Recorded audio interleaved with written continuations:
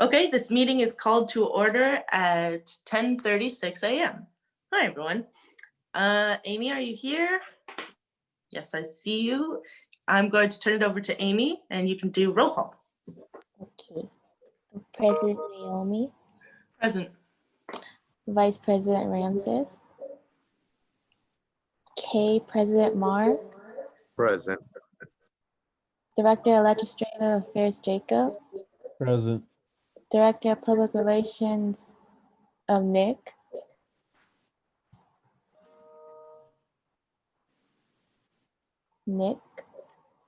I see his little box, but his mic is off, so I don't know if he's.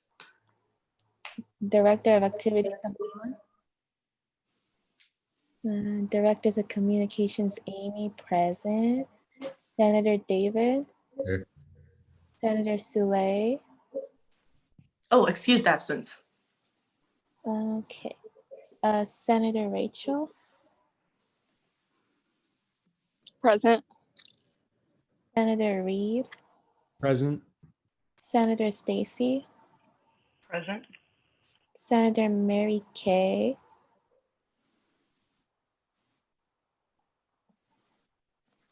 Senator Hamza, Also excused absence, sorry. Dozed off, excused absence. Senator Beheshta, Present. Senator Sasha, Present. Senator Efsoon, and Senator Oscar. Present. Okay. So 14 out of 18 members are here, so the quorums have been met. Awesome. Okay, thank you, Amy. Quorum has been met. Okay, let us move on to adoption of the agenda. If you guys could all take a look at the agenda, I sent it out earlier this week. Hope you all saw it. And if there are no objections, the agenda will be adopted. I object. Okay, Jacob, what is your objection with the agenda? I move to strike item 10.2.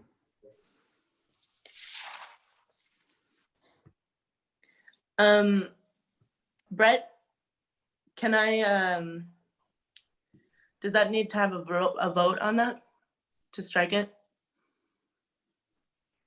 Great question. Well, it needs to be seconded.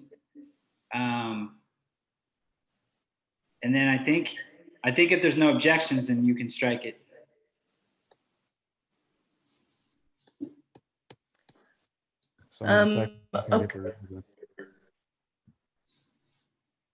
Okay, if there are no seconds, then the move to strike will be has failed. So if there are no other objections to the agenda, okay, hearing and seeing none, the agenda will be adopted. Moving on to approval of minutes. I also sent these out from last week, 9th October. So again, if you could take a look at it.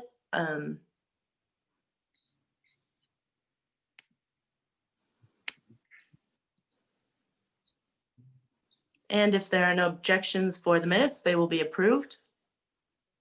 Hearing and seeing none, the minutes will be approved. Moving on to chair message. So this will be so this may end up being a controversial meeting. So I hope you guys all read the resolutions ahead of time. Some other things: deadline to register to vote online, 19th October, so 3 days from now. So if you still haven't done it, now's the time. Tag deadline, I think, to apply for that was yesterday, but the UC application deadline is coming at the end of November. So again, it's coming up soon. I don't know how many of you got to make it to the Board of Trustees meeting Wednesday. Got to make it to the Board of Trustees meeting on Wednesday. It was pretty interesting, specifically the public comment. There was a lot on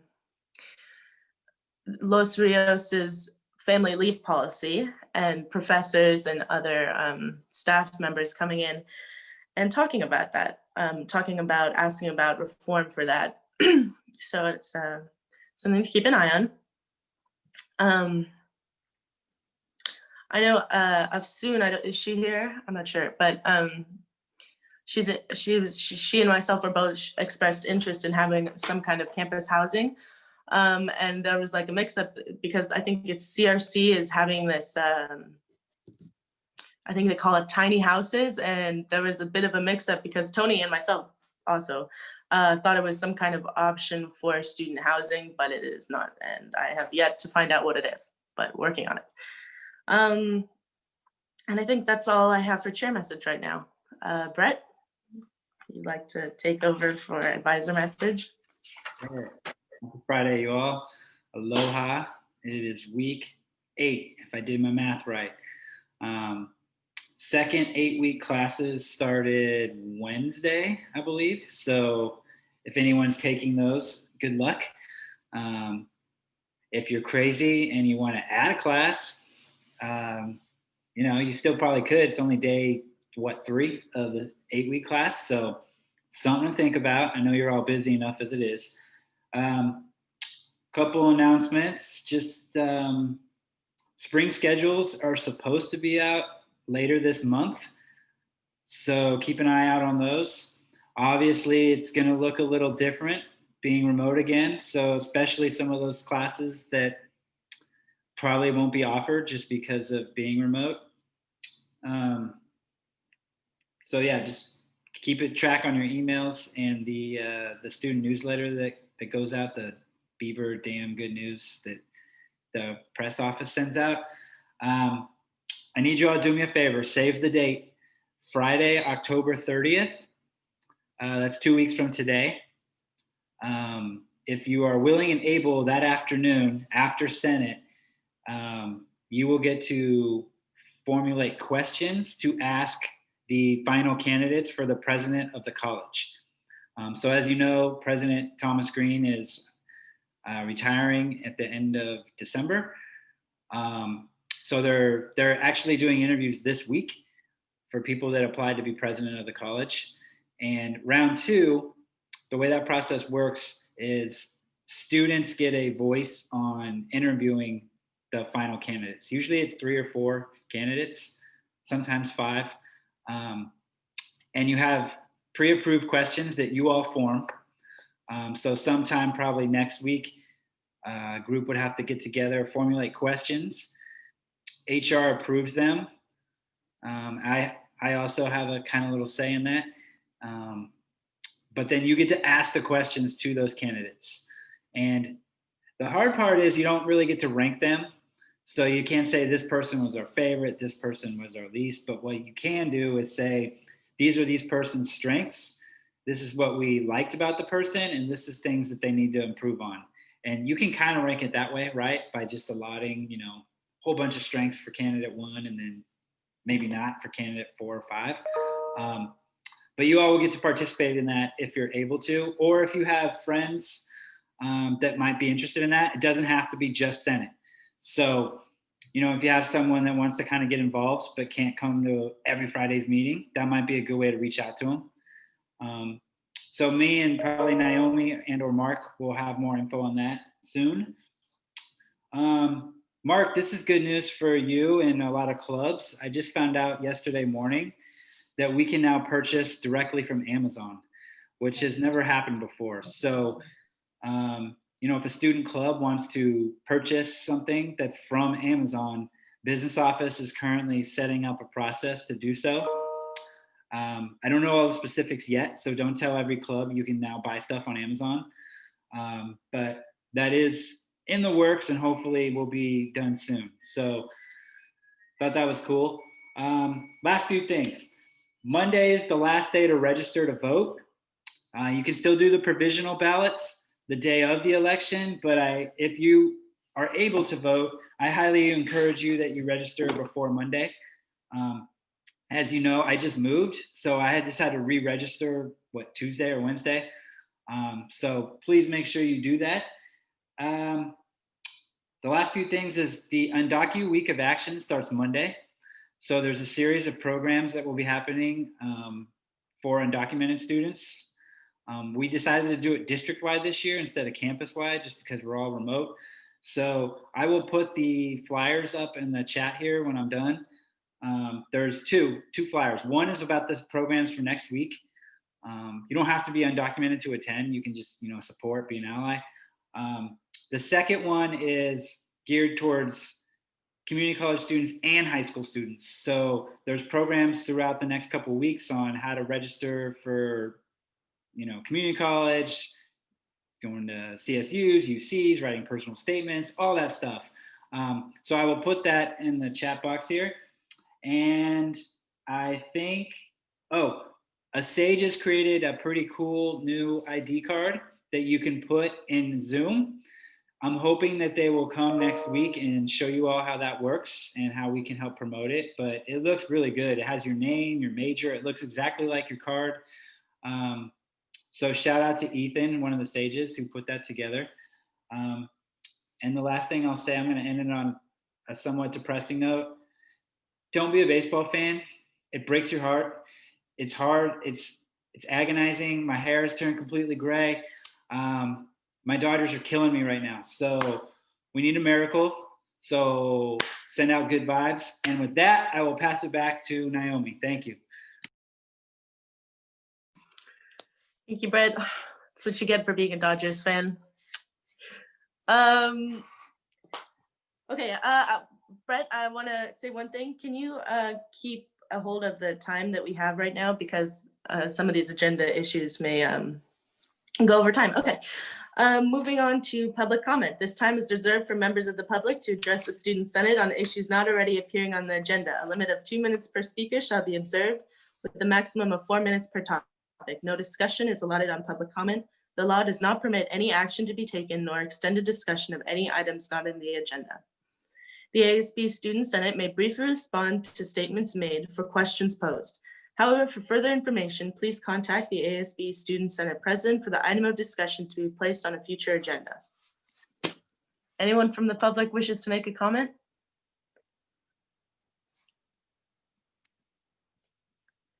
Okay, hearing and seeing none, we will move on to appointments and swearing in.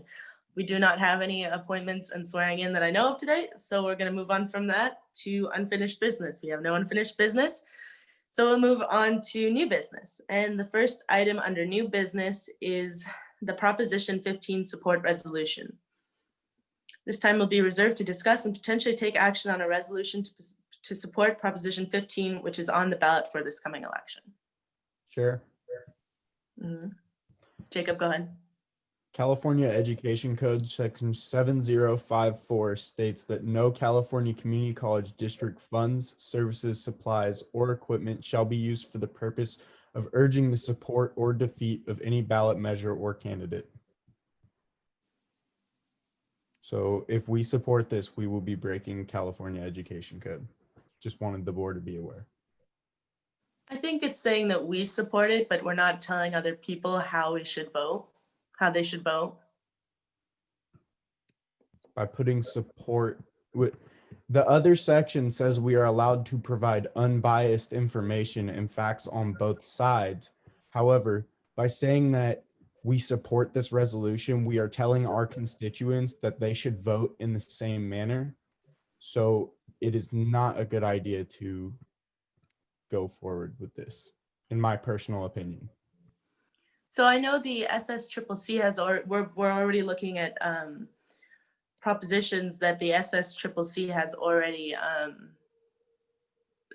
endorsed on their own. Right, but they attempted to provide facts on both sides of it, and they did not use the word support. One of the ballots, the Proposition 16 support resolution, that is used as the template from which I use the template that they used. So the Proposition 16 has all the same wording as the ballot, the sample that was used, that was posted by SSCCC. Just wanted the board to be aware of what education code says. Thank you, Jacob.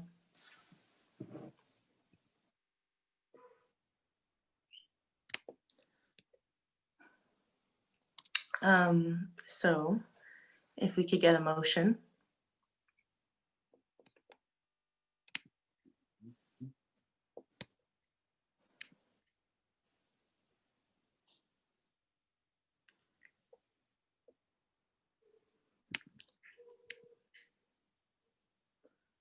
So, I mean, if there's no motion, we're gonna move on from this. So, yeah, I guess if there's no motion, then we'll move on to item 10.2, which is Proposition 16 support resolution. Sure. Yes, Jacob, go ahead. Similar objections for the reason of education code. Moreover, this one is highly controversial to where people on both sides are calling each other racist for their support of either side. So again, I highly suggest we stay out of this. Thank you, Jacob.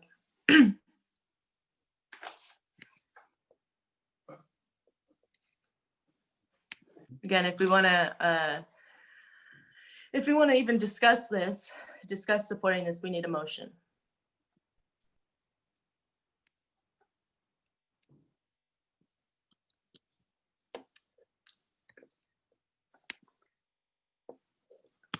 Okay, if there's no motion, then Sasha, I don't know if you're trying to talk right now. Are you? I see your hand moving and your lips moving, but I'm not sure.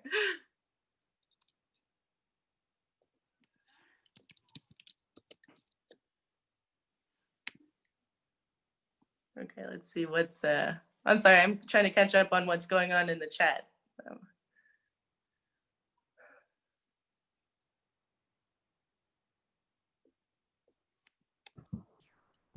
Sure. Go ahead, Jacob. So I believe by using the ARC, ASB social media, that would be considered a service.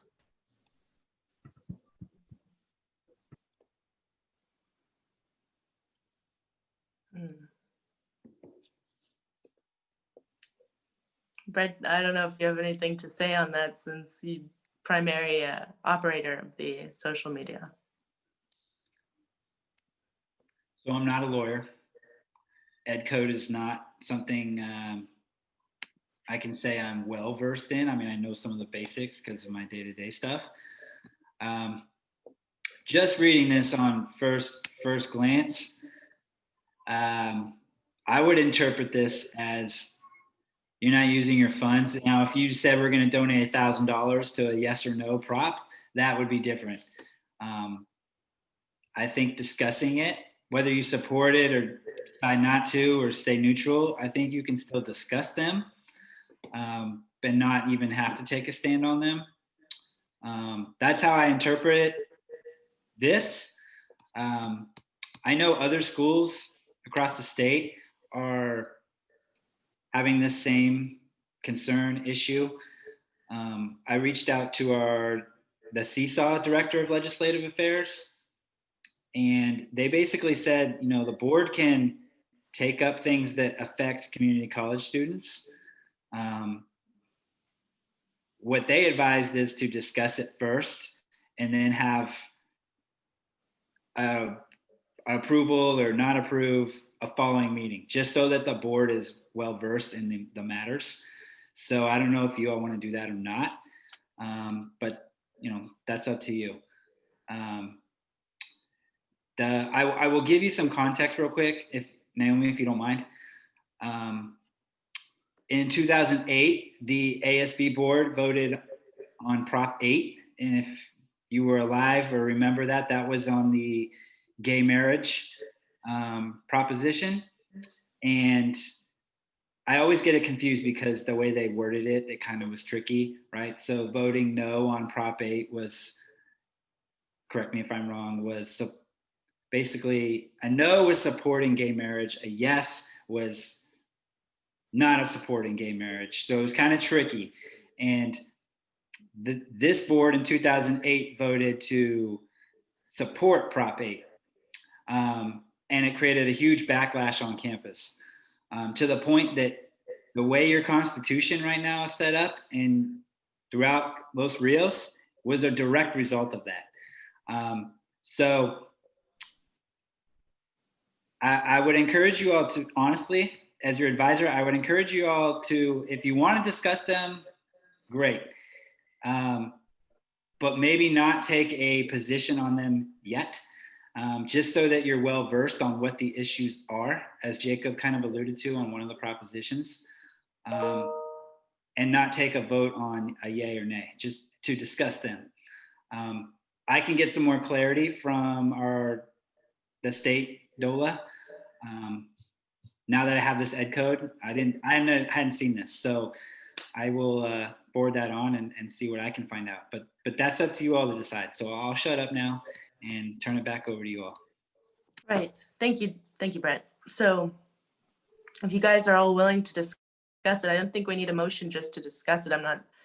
Again, I want to apologize because this is, very new to all of us. I'm still learning. A lot of y'all still learning. So it's a little bit confusing at this point, and I know that can be frustrating for a lot of people. But we're trying to do our best, I promise. So, does anybody have anything they want to discuss on Proposition 16? Chair, would you like me to explain both sides? Yeah, you can explain both sides. Yeah. So, go ahead.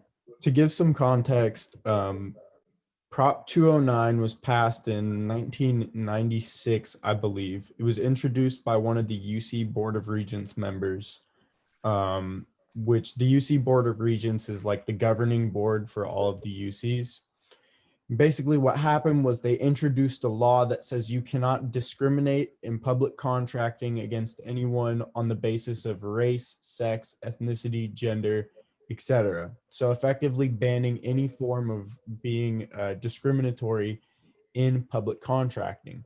What then happened thereafter that was the courts ruled that affirmative action was also a form of discrimination. So the law effectively banned discrimination, the law effectively banned affirmative action.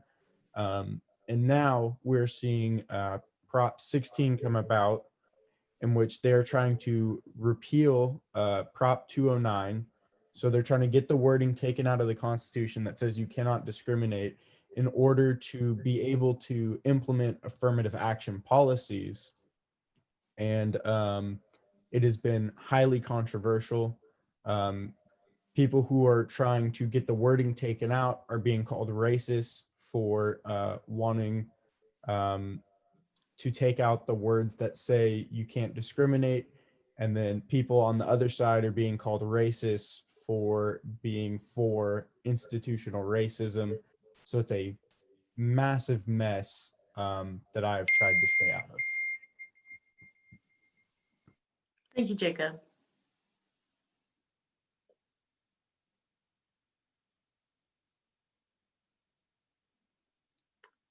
I mean, if there's no other discussion on this, is okay.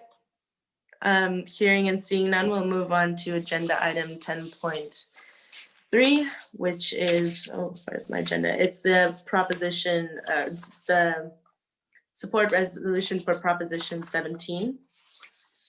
Oh, so many papers. I'm sorry, guys. Oh, God. 16, 17. Okay.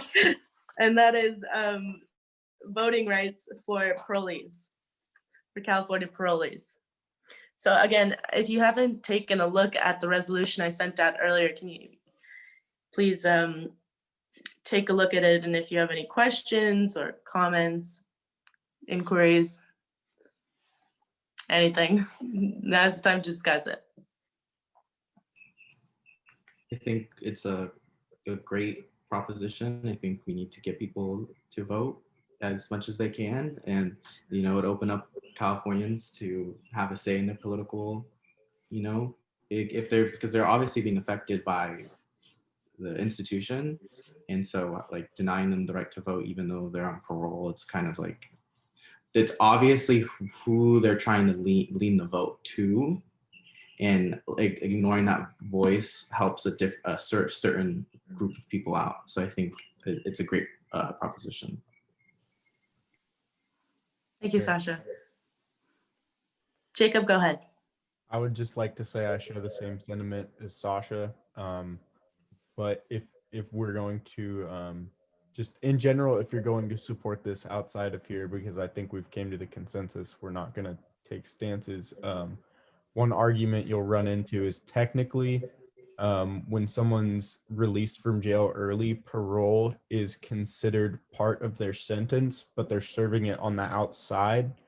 And so you're going to run into the argument, well, they haven't completed their prison sentence yet. So just so y'all are aware. Yeah, I've heard that argument. Yep. Any other discussion on this? Sasha, I think you're raising your hand. Go ahead. Sure. So, because then you can argue back, there's still people, like at the end of the day, there's still people, even though they're on parole, they're still living in the outside world, they're still being affected. Like voting is still going to affect them because they're not, in this like in prison industrial complex anymore. They're actually outside in the world. So it's like you can the argument back like, well, they're still living in society, so they should participate in society still.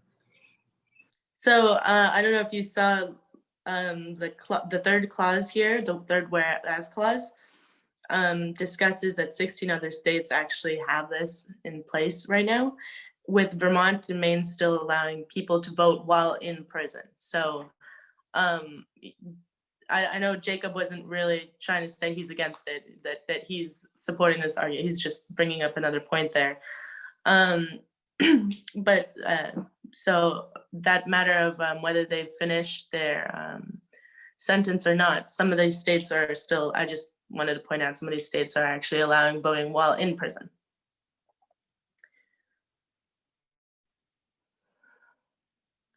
Any other discussion on this?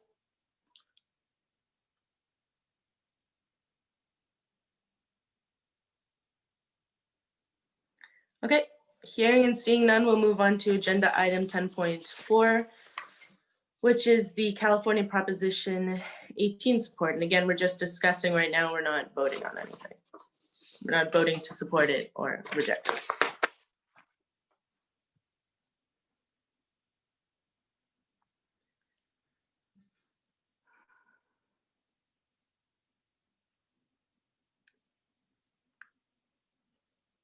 Okay, can I have a motion to discuss this? I second it. No, we need a motion first. So you could say I move to discuss agenda item 10.4. I move to discuss agenda item 10.4. Seconded. It's been moved and seconded to discuss agenda item 10.4. Okay, 10.4. Anyone have anything to, so this is pretty similar to, well, no, it again has to do with voting rights, and this is a resolution to allow 17-year-olds who are eligible, in all other ways eligible to vote on any special or primary elections that are upcoming right before the next general elections or midterm elections. Again,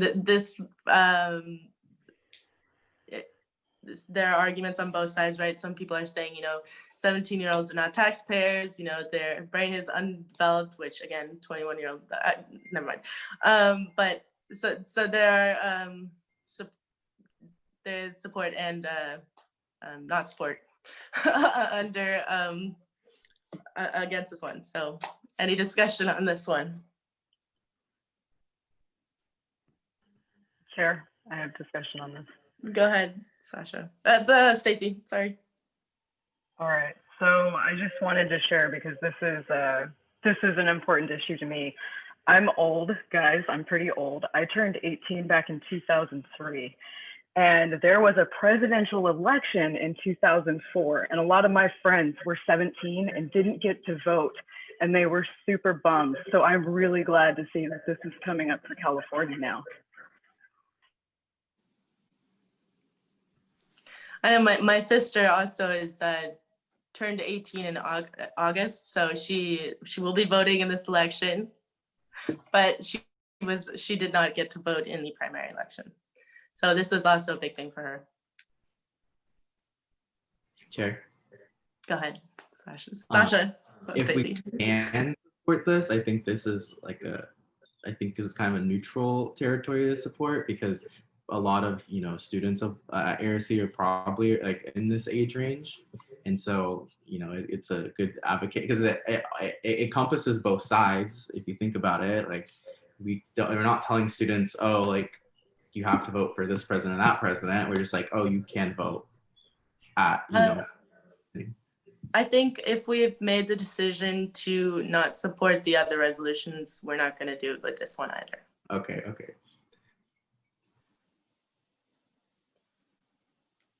But I'm still glad that we're discussing it, even if we're not taking a support on it, because as voters, this is a great way to hear different viewpoints on this, become more informed voters.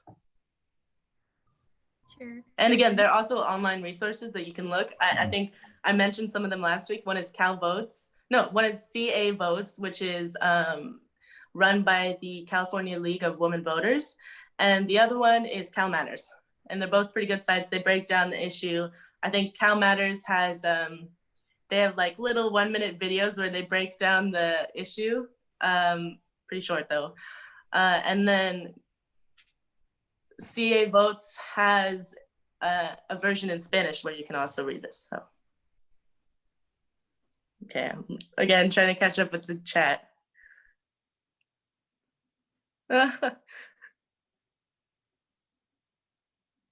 Okay. Is there any other discussion on this point, or? Chair, can I comment? Go ahead. Oh wait, hang on. First, let me check who's actually. Sorry, Marykay. Okay, go ahead, Marykay. I think it's a really great proposition, just because people who are much younger, the decisions that are made now kind of affect them, and it's something they inherit as they grow up. And if they can have a say in the things that are going to happen in their future, I think it's something that it's of importance. Thank you, Marykay. And really, you guys anybody can share it, even if you don't have a strong opinion on any of these. You can ask questions, bring up anything. Now's the time.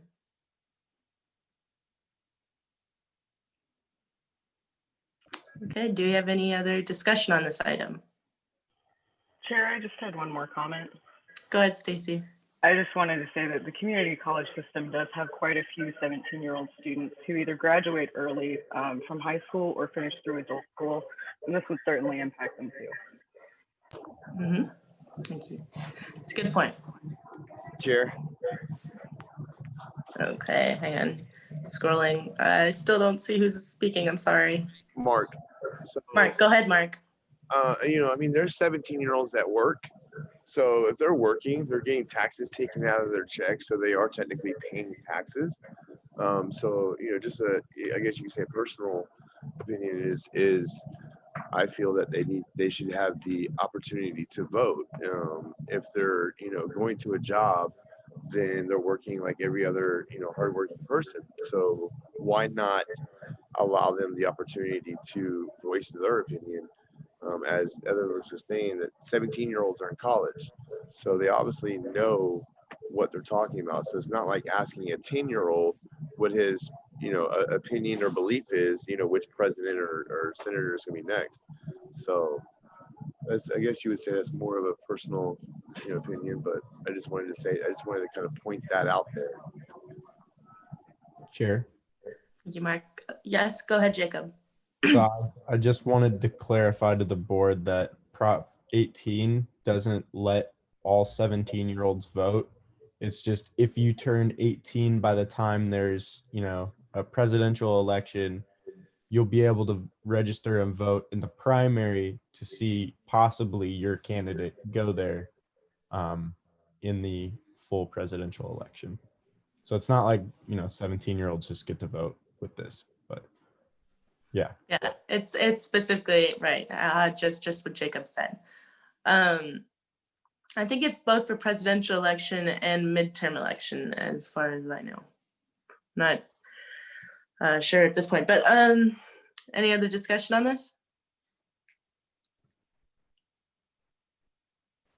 Just that I believe it's only for presidential elections because there isn't primary elections for midterms, I don't think. Or is the governor, actually? There are sometimes special elections, but usually those happen afterwards. Never mind. I don't know. Okay.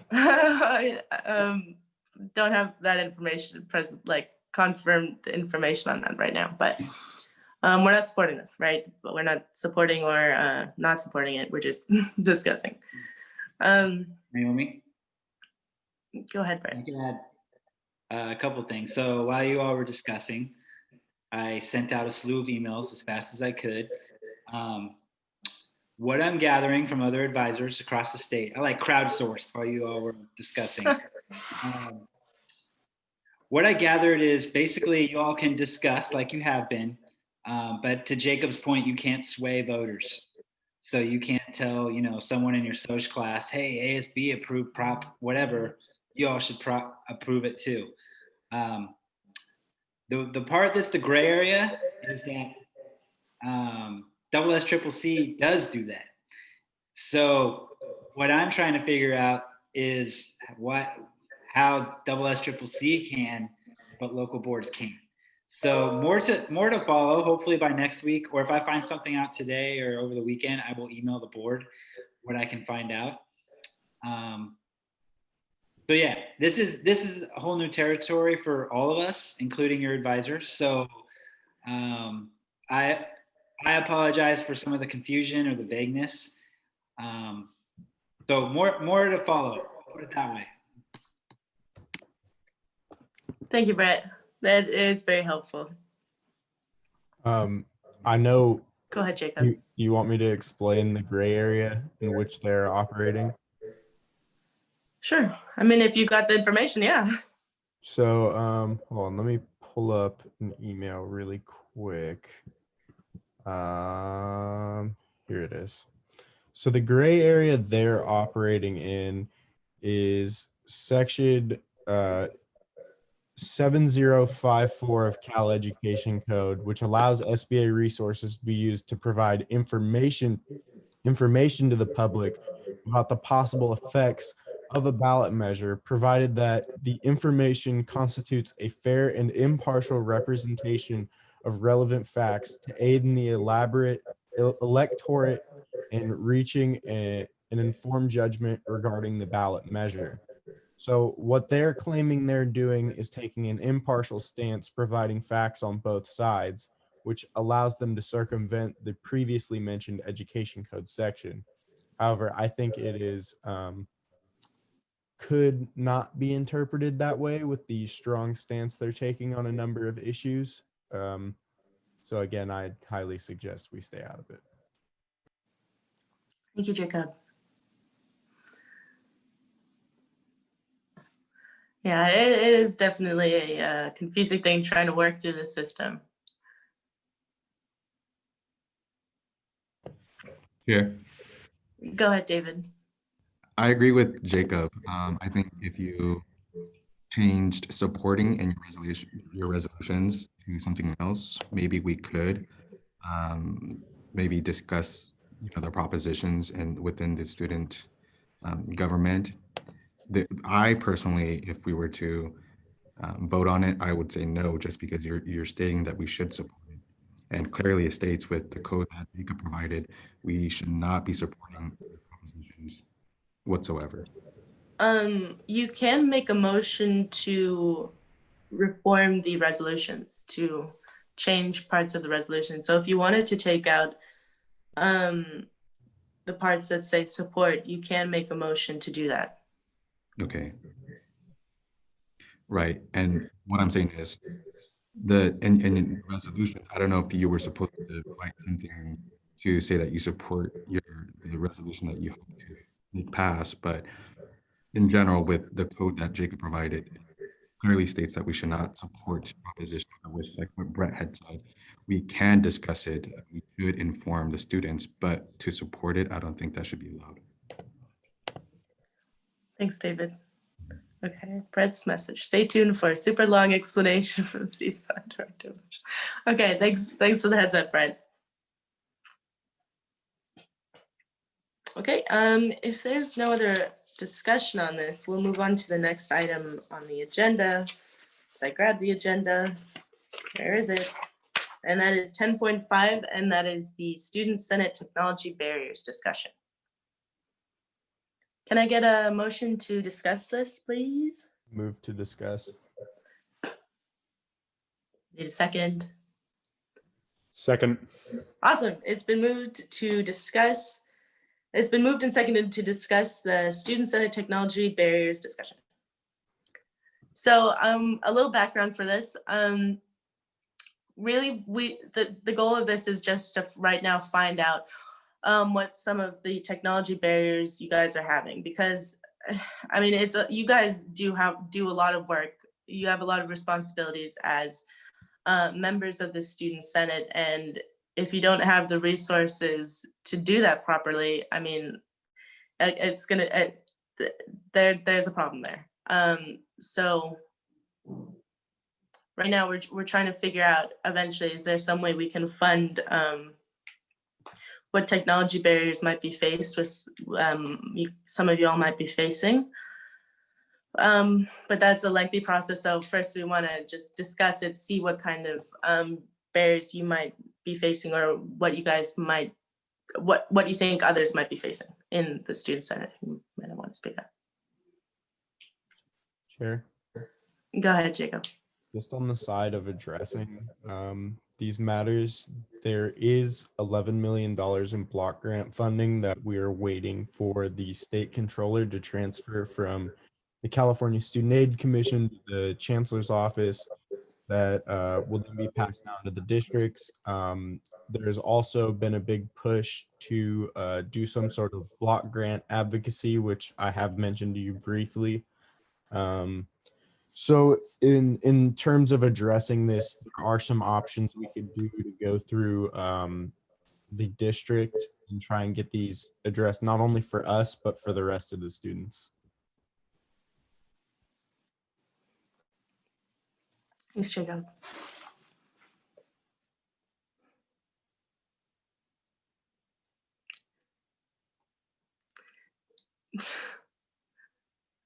I just want to remind you that a part of Student Senate is contributing to the discussions. So, I mean, if you've got nothing to add, then just any questions about why we're having this discussion is also included. Chair. Laurie? Hi, I am not a senator this year, but I got a Chromebook, but it's screwed up. I called campus operator and they told me to call Canvas support and they couldn't help. And so I'd like to turn it in and get a new one. And I checked out mobile hotspots because I don't have Wi-Fi. And I haven't figured out how to do it yet, but it said if I attached it to my phone, it would use my phone data. And I'm already having trouble with that, not having enough, because I do a lot of my homework on the phone. And so that doesn't seem very, like a very viable option. But so I'm having both problems with technology. Thanks for sharing, Laurie. This discussion, though, is I do appreciate hearing that point of view, but sorry. This is no worries. It's specifically focused on right now, Student Senate technology barriers. But thank you for sharing. Okay, thanks. Sarah, I had a question. Go ahead. I was wondering, does anyone know if there are still Chromebooks available for students, or are they completely out at AR? Okay, Brett, go ahead. I just checked yesterday because I'm working, as some of you know, I work with students in basic needs. They have very little left, like under 10. They've given out, I believe, around 1,200 since the pandemic started. Some folks have returned it, some folks have not. So there are very limited supplies left. Yeah, so. And sorry, Naomi, can I add one more thing? So if we weren't remote, right? If we were all back at ARC chilling in the conference room, right? You would have your Senate office, your CABE office, where you can use your funds to supply those offices. So last year's board bought a printer, supplies. Those come out of your advocacy funds because that is to conduct student Senate business. I've had former, board members recommend that board members receive technology to conduct board business. That would be property of the board though, so it wouldn't be like, I'm looking at Sasha. It wouldn't be Sasha's computer, it would be the board's computer. Realistically, you can use your 72 funds for those because you're doing committees, you're doing shared governance, you're here today. So that is something to consider. I would say that process to order technology would take a very long time right now. The board would have to A, pass a bill, B, how many computers, what type of computers. I would take that, send it to IT to get a quote. Then we would do the requisition. IT would purchase them, get them back, check them all out. It would take a while. So that's just something to consider, but that is an option. So something to think about. Another thing is internet connection. Interestingly enough, Makita just messaged me that his internet is on and off, so he's having trouble with disconnecting. So, portable hotspots, that's included there. That's definitely part of this discussion.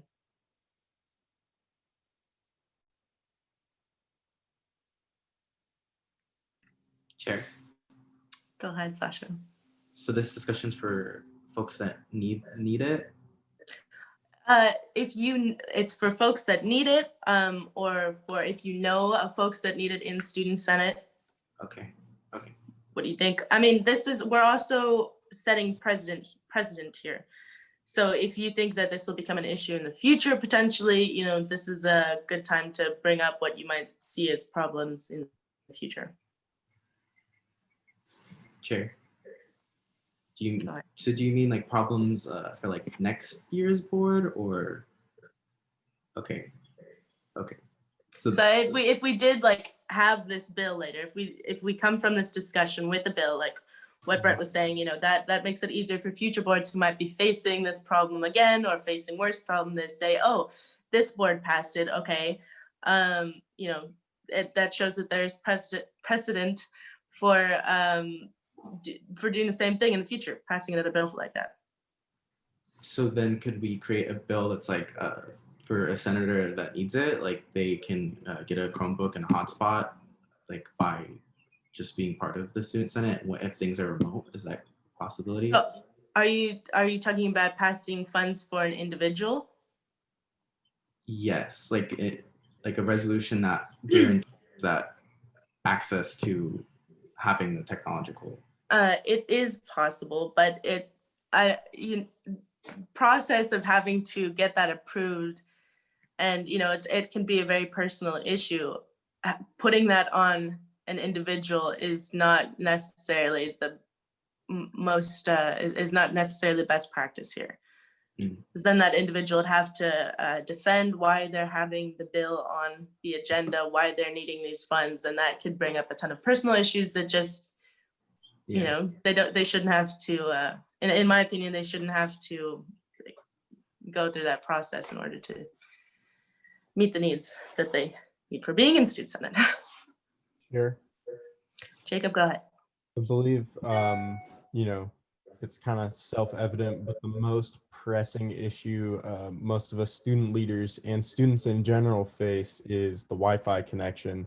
I believe a majority of people have smartphones, have some have laptops, but a lot of people have smartphones or something to connect to the internet. It's more of their internet connection is failing them, especially because if we look in more lower income areas, or sometimes even just areas that don't have a cell tower near them, or if you live under a highway or something like that, your Wi-Fi connection will be pretty rough along with your cell connection. So I think anything should probably be focused in the area of Wi-Fi. So like personal hotspots, like the portable hotspots kind of thing. Yeah, there's a number of methods in which one could go about addressing this issue. You could do portable hotspots. You could do, like, for example, there's this thing called a mesh network that I've been looking into that basically just like combines a bunch of different signals and amplifies it. I'm not super tech savvy, so I don't know how all that works, but there's a number of options we could go about addressing it that would possibly help us and the students at the same time. Thanks, Jacob. Yeah, totally. I mean, the network connectivity is definitely an issue, that a very prevalent issue. And again, I'm also not very tech savvy, so if I'm using the wrong terminology, I hope you guys can still understand what I'm trying to say.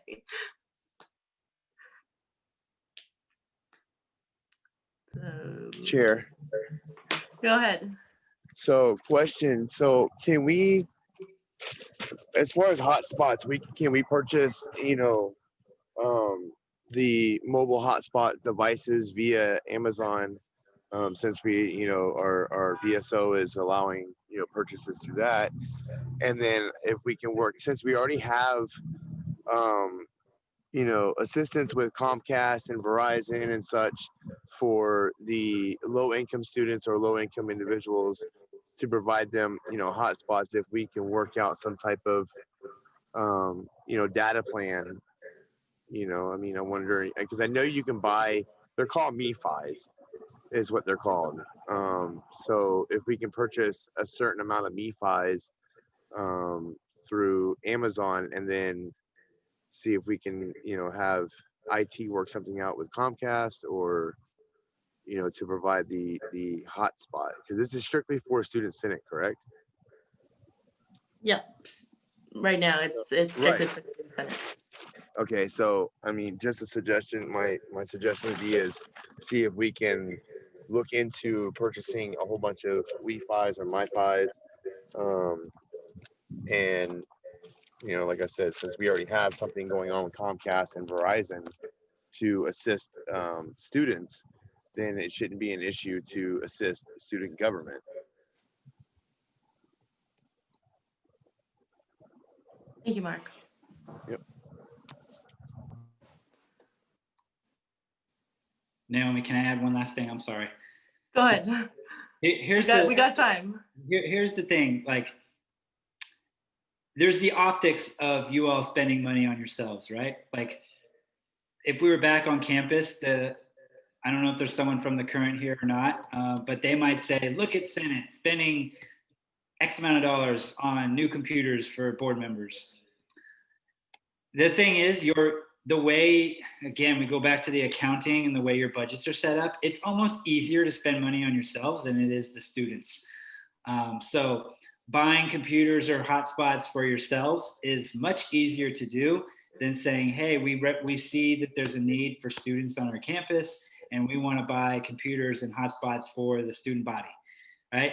It's so much harder to do that than it is for just yourself. So I just wanted you all to be aware of that, especially for you new folks that still might not understand how your budgets quite work. It's the optics you face. But at the same time, you were elected or appointed to do this role. So, and if you don't have the tools to succeed, that puts you in a difficult spot. So just some things to think about. It's a good point. But yeah, always spending on internal stuff. Yeah. Press.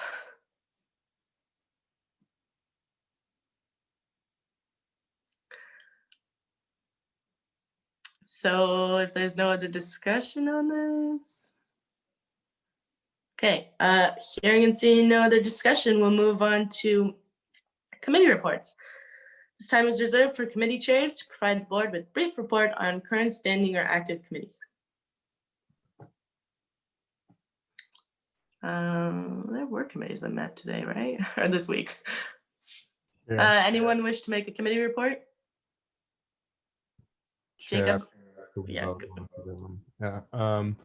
So the Affordable Learning Materials Committee, which is a shared governance committee between the academic, classified, and student senates, met. One thing we're moving forward with, we have been working on a course to educate teachers on open educational resources, which would lower the cost of textbooks and courses in general. But that's been kind of put on hold for now. And now we're putting out a survey to ask all the teachers if they use open educational resources to get a guide on how much work we have to do. Also, the Chancellor's Cabinet met and we discussed what reopening would look like and when different aspects of different colleges would open. It's very, very unclear, and it's unsure whether or not sports will be able to reopen here in the next semester. There's a strong maybe. So very unclear. I asked whether we had the ability to do so safely, and I did not get a response. So I don't know. It's unclear, and it's looking like any reopening campus wide would not be until at least next school year. Yeah. Whew. Yep. Sasha, I just see your facial. Sorry. So I'm just going to share something from the student advisory committee meeting that met this week before the Board of Trustees. So just to find out what some of the other student senates from the different campuses are doing, CRC is setting up the virtual meditation Zoom group and an environmental work committee. So those are for CRC, and then SCC, Sac City College. They're trying to get first responders training allowed on campus. Right now, we have some difficulty actually having our campus open, but that is something they're trying to do. And they're also trying to get a statue built on campus in honor of the of students lost to COVID-19.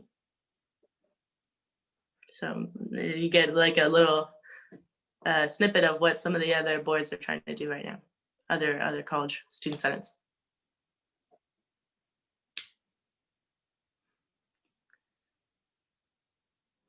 Any other committee reports? Sure. Go ahead, Sasha. I met with Nick yesterday, and it was for the Public Relations Committee, and he mentioned about the Canvas course and how to basically have like modules on there to help us, like new people, get familiar with the parliamentary procedures and stuff like that. And that's pretty much it. Thank you, Sasha. Glad to hear that there's some work being done on the Public Relations Committee. I think the meeting was yesterday, right? So I'm to be there, but I was so busy, sorry. Any other committee reports? Okay, hearing and seeing none, we'll move on to board member reports and announcements. And remember, this is your time where you can, let us know what's happening around campus. You're not bound by different committees that you're on.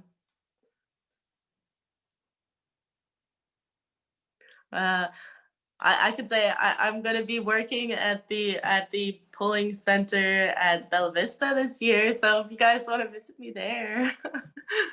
Last year I saw Reed. It was fun. Chair. Hey, go ahead.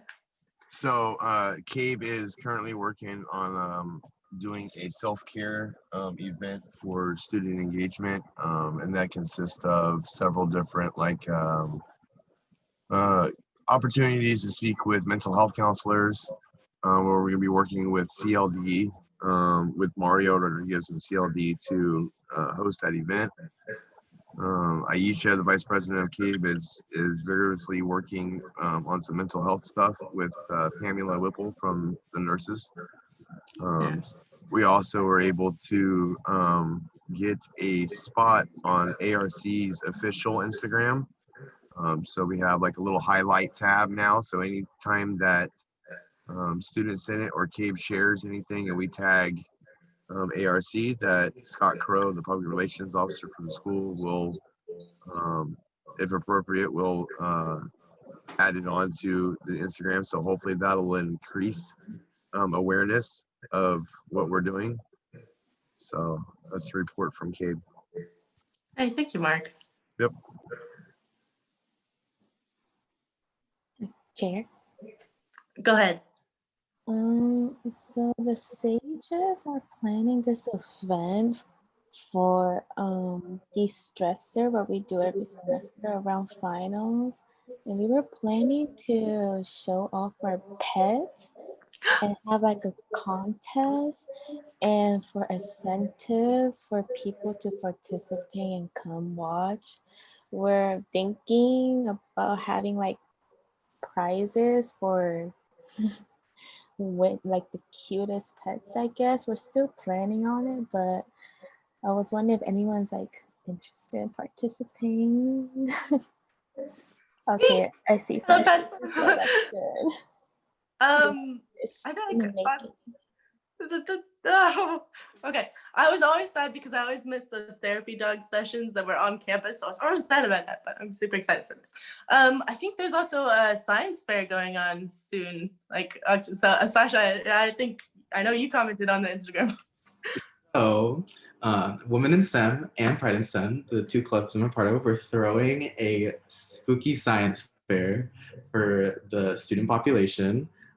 It's really lighthearted. It's not like, you're not going to be pulling crazy equations out of your head. It's like all fun. It's really fun. Last year we had it in person. It's been this is our third year of doing this. So the past 2 years, we've had a lot of fun doing it in the STEM Center, but things are remote. We had to, it's on Zoom this year. So this is the poster, but this is the Pride in STEM poster. The Women's STEM poster is like all black.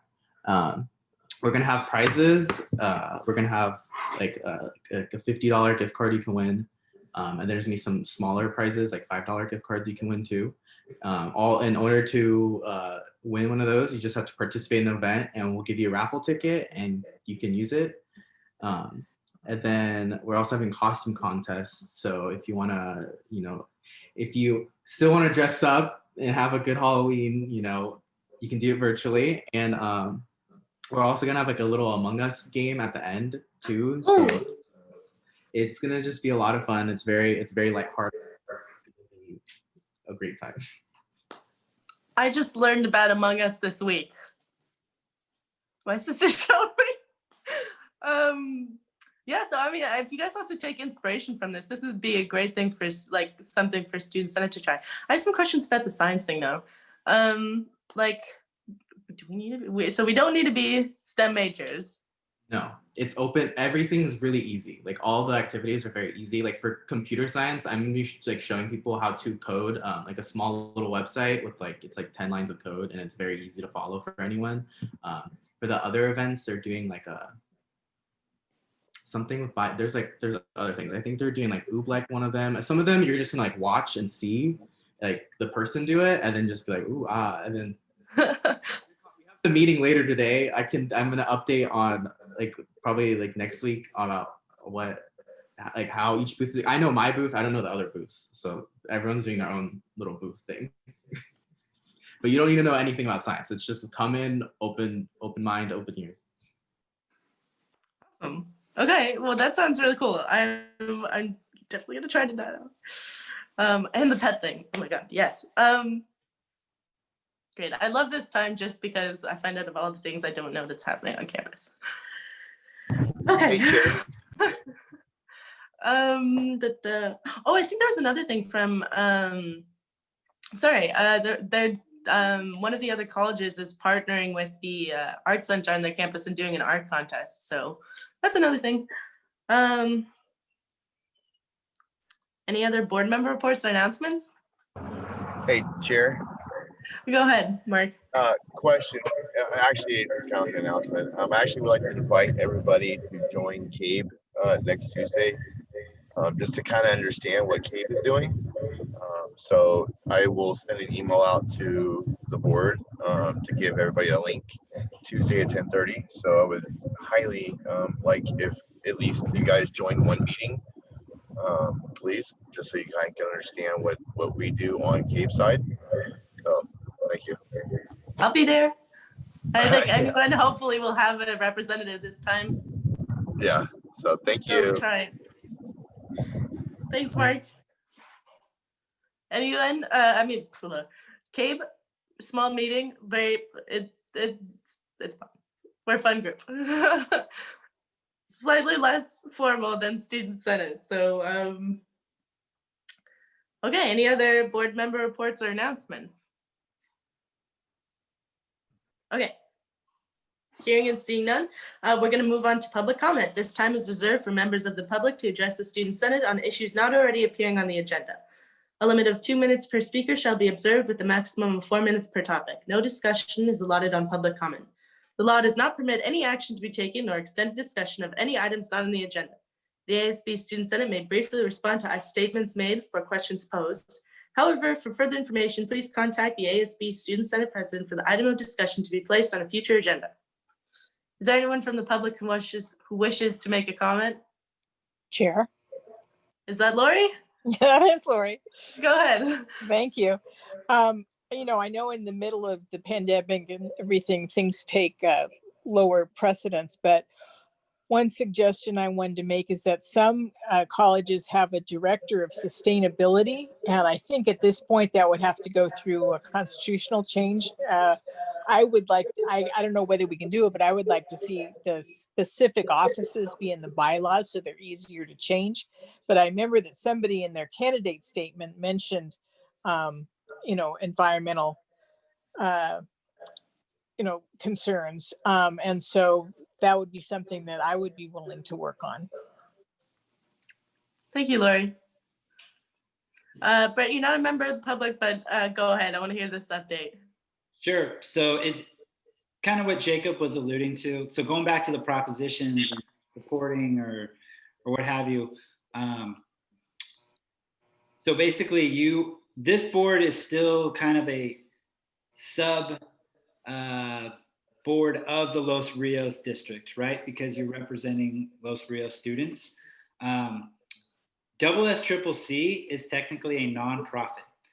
So while they still have to follow Brown Act, right? Posting their agendas and the things they discuss, they technically aren't beholden to Ed Code because they are a nonprofit. They're not associated with a particular college or a particular district. So the reason they can support propositions is because of that. That Ed Code that Jacob found does not pertain to SSCCC. So I just wanted to give some clarification on that. I sent you all one email, and when we're done, I'll send you another one kind of to follow up on that. It's a lot of legal jargon, but good learning experience. I learned a lot in the hour and a half we've been together today. So thank you for your patience on all this as we try to navigate this. So turn it back to you, Naomi. Thank you. Yeah, I want to second what Brett said about the patience. Really, it's a learning process. Question, Brett, does the Board of Trustees make political endorsements? No, I didn't think so. It would be the same as you all. They couldn't say we support Yeah. or prop this. That's what I thought. Okay. Thank you, Brett. Any other public comments? Okay. Hearing and seeing none, we'll move on to adjournment. Ooh, everybody loves this part. Okay, if there are no objections, this meeting will be adjourned. Okay, no objections. This meeting is adjourned at 11:45 a.m. Woo. Naomi, Region 2's LAD like to come make a talk about the block grant advocacy I had mentioned. I'm going to send you an email about it, but I just wanted you to be aware. Okay, I'm gonna stop recording for a sec.